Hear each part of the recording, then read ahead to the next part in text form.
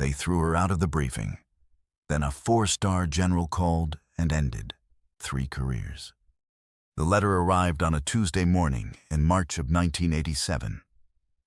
Margaret Elaine Hollis was standing in the hallway of the 18th Supply Battalion's administrative office at Fort Bragg, North Carolina, sorting requisition forms, when Sergeant First Class Devereux dropped it on the stack she was holding without slowing his stride. She was 31 years old. Had been an Army logistics specialist for 9 years. The letter was 2 paragraphs. The first said the Interagency Readiness Review, a tri-branch evaluation of forward deployment supply chains, was scheduled for April 9th at the Pentagon. The second said her analysis of fuel consumption disparities in the 82nd Airborne's pre-deployment staging protocol had been accepted for inclusion in the briefing materials. She read it twice, set it on her desk, went back to the requisition forms. Nobody told her she would be expected to present. She found out 6 days later from a copy of the briefing agenda she wasn't supposed to see, passed to her by Warrant Officer Teresa Gaunt, who'd pulled it from the trash can outside Lieutenant Colonel Waverly's office. The agenda listed Margaret's name. It listed her findings. It listed her as the presenting analyst. Waverly had never once mentioned it to her. She knocked on his door the next morning. He looked up from his desk for a moment, told her the briefing was being handled, told her not to worry about the logistics, told her to get back to the requisition backlog. She did. The backlog was 340 forms. The briefing agenda listed the April 9th session as beginning at 0800 hours.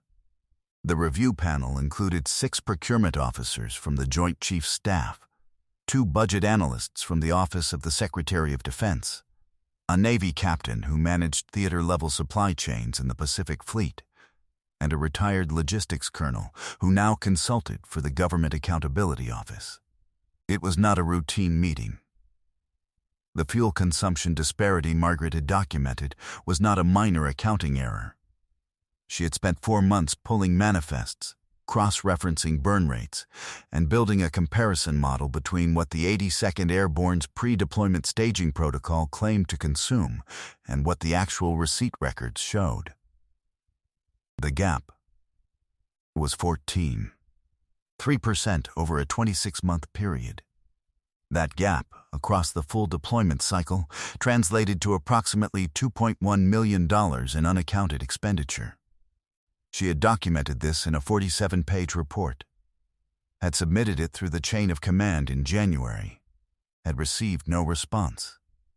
In late March, she received an amended briefing agenda. Her name was still on it. The findings were still listed. The presenting analyst was now listed as Lieutenant Colonel Waverly. Teresa Gaunt brought her that copy too. Margaret sat with it for 3 days. On the 4th day, she drove 40 minutes to the Army Education Center off Bragg Boulevard, used their telephone reference directory, and wrote down the Pentagon extension for the Office of the Interagency Readiness Review Coordinator. She did not call from the office. The call cost her 35 cents in quarters from the payphone at the Eckerd drugstore on Riley Road. The coordinator's name was Philip Arnett. He was a civilian GS-13 analyst. She told him she was the author of the fuel consumption report being presented on April 9th. She told him she was not listed as the presenter. She asked whether the review panel would have access to the methodology documentation or only the summary findings. He asked her to hold. He came back 4 minutes later, said that the methodology documentation had not been submitted with the briefing packet. Said the review panel was operating from the 11-page summary only. Said he would note the discrepancy internally. She thanked him, hung up, drove back to the base. She did not hear anything for 9 days. On April 7th, 48 hours before the briefing, she received a memo from Waverly's office, signed by his administrative clerk. It informed her that her presence at the Pentagon on April 9th was not required. informed her that all relevant materials were being handled by senior staff, informed her to report to the motor pool for a scheduled fuel vehicle inspection at 0700 hours on the morning of April 9th. The motor pool inspection had not appeared on any previous schedule she had seen. She reported at 0700. The motor pool sergeant looked at her for a long moment, said no inspection was on his calendar, said he had nothing for her. She spent 4 hours at the motor pool waiting for an assignment that never materialized. At 1100 hours, she walked back to the administrative office. Devereux was at his desk. He did not look up when she entered. She sat down, pulled out the requisition backlog. The briefing was happening 400 miles away. 2 weeks passed. The review panel's preliminary findings were not circulated to battalion staff. The fuel consumption report was not referenced in any official communication.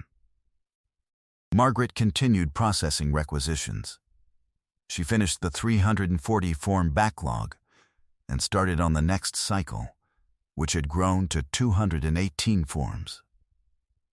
In the second week of May, she received a request from a Major Hendricks in the Army Inspector General's office. He was doing a standard audit of logistics documentation for fiscal year 1986-1987. He wanted the original fuel consumption manifests she had used to compile her analysis. She had them. All of them. Filed in 3 binders, labeled by month, stored in the bottom drawer of her desk. She made copies of everything before she sent them. She kept the copies at home, in a shoebox under her bed, next to the original 47-page report and the original briefing agenda and the memo from Waverley's clerk about the motor pool inspection. She did not think much would come of the IG audit request. Audits like that produced reports that went into filing cabinets. She was wrong about that. Major Hendricks was methodical. He spent 6 weeks pulling the original manifests, cross-referencing them against the submitted briefing summary, comparing the 11-page panel summary to the full 47-page methodology. The gap between what had been presented to the review panel and what the underlying data showed was not subtle. The 11-page summary had rounded figures. The rounding, applied consistently across 6 fuel categories over 26 months, had reduced the apparent discrepancy from 14.3% to 4.1%. A 4.1% variance was within acceptable administrative tolerance. A 14.3% variance was not. The rounding was not random. The rounding removed the problem.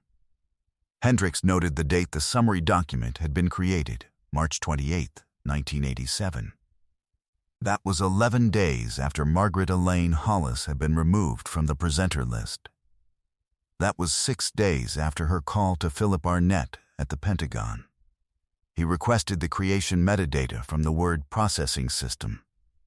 It showed the document had been edited 4 times between February and March. The largest revision occurred on March 27th. The author field showed the initials of Waverley's administrative clerk. Hendricks filed his preliminary findings on June 14th. He sent a copy to the Inspector General's main office. He sent a copy to the Joint Chiefs Logistics Directorate. He sent a copy to the Interagency Readiness Review Coordinator. The coordinator forwarded it to the review panel chair. The review panel chair was Brigadier General David Forsyth. He had been present at the April 9th briefing. He had accepted the 11-page summary without knowing a 47-page methodology document existed. He had signed off on findings that reflected a 4.1% fuel variance. He read Hendricks' report on a Friday afternoon. He made 2 phone calls before leaving his office. Margaret heard nothing for another 3 weeks. She was processing a June requisition backlog when Sergeant First Class Devereux told her to report to the battalion commander's office. He said it in the same tone he used to assign vehicle checks. The battalion commander, Colonel Adkins, was not alone. There was a man in civilian clothes sitting in the corner. He had a yellow legal pad and a government identification badge clipped to his jacket. Adkins told her to sit down, told her that the Inspector General's office was conducting a follow-up review of the fuel consumption analysis, told her that the civilian investigator needed to verify some details about her original methodology. The civilian investigator's name was Gerald Beaumont. He worked for the Army Audit Agency out of Washington. He asked her 31 questions. She answered all 31. She had the shoebox at home and could describe the contents of every document in it by memory. She told him about the requisition process, the manifest cross-referencing, the comparison model she had built on the battalion's IBM system/34, the 47 pages of documented methodology, the 11-page summary she had not written, and the motor pool inspection that had never been on the sergeant's calendar. Beaumont wrote everything down. He did not indicate what he thought of any of it. He left at 15:30 hours. She went back to the requisition backlog. 3 weeks later, in early August, the base legal office sent her a formal notification. It informed her that she was not under investigation. It informed her that she was a protected witness under the Military Whistleblower Protection Act. She had not known she had filed a whistleblower complaint. She had made one phone call from a payphone. She had answered 31 questions. It turned out that was enough. The formal review that followed took 11 weeks. The Army Audit Agency brought in 2 additional auditors and a forensic document examiner from the Criminal Investigation Command. They pulled every fuel manifest from fiscal year 1985 through 1987. They traced the creation history of every summary document submitted to the Interagency Readiness Review Panel. What they found was not limited to the April briefing. The 14.3% fuel consumption discrepancy was part of a 3-year pattern. The pattern involved the deliberate compression of variance figures across 7 quarterly reports. The compressed figures had been submitted to the Pentagon Budget Office as part of the 82nd Airborne Supply Cost Justification. The justification had supported the approval of $6.7 million in additional operational funding. The funding had been approved. The fuel had not been consumed. Where it had gone was a question the Criminal Investigation Command pursued separately. That investigation took another 4 months. It is documented in Army records. The details are not part of this story. What is part of this story is what happened on October 12, 1987. Margaret was at her desk at 0815 hours when Sergeant Devereux told her she had a phone call. He said it with a different tone. She noticed that. She picked up the receiver. The voice on the other end identified itself as the office of General Harold Branford. General Harold Branford was the commander of the United States Army Forces Command. He held 4 stars. His office oversaw all active Army units in the continental United States. The 18th Airborne Corps at Fort Bragg fell under his command. The 82nd Airborne fell under that corps. The 18th Supply Battalion fell under the 82nd. The aide on the phone asked if she could hold. She said yes. General Branford came on the line 40 seconds later. He told her he had been briefed on the IG findings. He told her the audit results were being reviewed at the forces command level. He told her that her original 47-page analysis had been submitted in full to the corrected briefing record. He said one more thing. He said her work had been accurate, her documentation complete, and her conduct throughout the review process appropriate and professional. He did not use more words than that. She thanked him. He said the Army appreciated the service. The line went quiet. She sat with the phone in her hand for a moment, then set it down. Devereux was watching from across the office. She did not explain. Went back to the requisitions. The personnel actions came in November. 3 individuals received formal reprimands, entered into permanent service records. One received an Article 32 hearing referral on charges related to financial misconduct. The Article 32 proceeding is also documented in Army records. Margaret was not involved in those proceedings. In December 1987, her service record received a formal commendation citing accuracy of documentation and appropriate utilization of established reporting channels. The commendation was signed by the Forces Command Logistics Directorate. In March 1988, she was promoted to Staff Sergeant.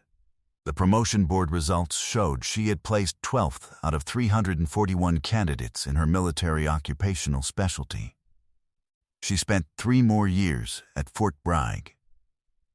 In 1991, she transferred to the Defense Contract Audit Agency, the civilian arm that handled procurement oversight for the Department of Defense. She spent 19 years there. She audited supply chain documentation for theater-level operations in 6 different regions. She retired in 2010 at the GS-15 level. Top of the civilian pay scale. Equivalent in authority to a full colonel. She kept the shoebox. She moved it from Fort Bragg to Fayetteville. From Fayetteville to Arlington. From Arlington to Springfield, Virginia, where she bought a house in 1995. The shoebox went into the top shelf of the closet in the spare bedroom. The 47-page report is still in there. The original briefing agenda, the motor pool memo. The 3 binders of manifests exist in archive form now, scanned and stored in the Army Audit Agency's documentation system. In 2014, a young DSA analyst named Patricia Reyes was working on a supply chain fraud case involving a contractor in the Pacific Theater. The case involved deliberate compression of variance figures in fuel expenditure reports submitted to the Pentagon Budget Office. She had read about a similar case from 1987. She drove to Springfield, Virginia on a Saturday in November. Sat at Margaret's kitchen table for 2 hours. Margaret showed her the methodology she had developed on the I-beam system, /34, in 1986, explained the cross-referencing process, explained the comparison model. Patricia Reyes used a version of that methodology in her 2014 case. That case resulted in a $4.3 million recovery and 2 federal indictments. Margaret still lives in the Springfield house. She mows her own lawn. Drives a 2009 Ford Escape with 87,000 miles on it. She keeps the shoebox exactly where she put it in 1995. She was asked once, in 2016, whether she had any regrets about the 35 cents she spent at the Eckerd payphone. She said she did not. Said she had been doing her job. That was all she said about it. The work still holds. The methodology still applies. The shoebox is still there.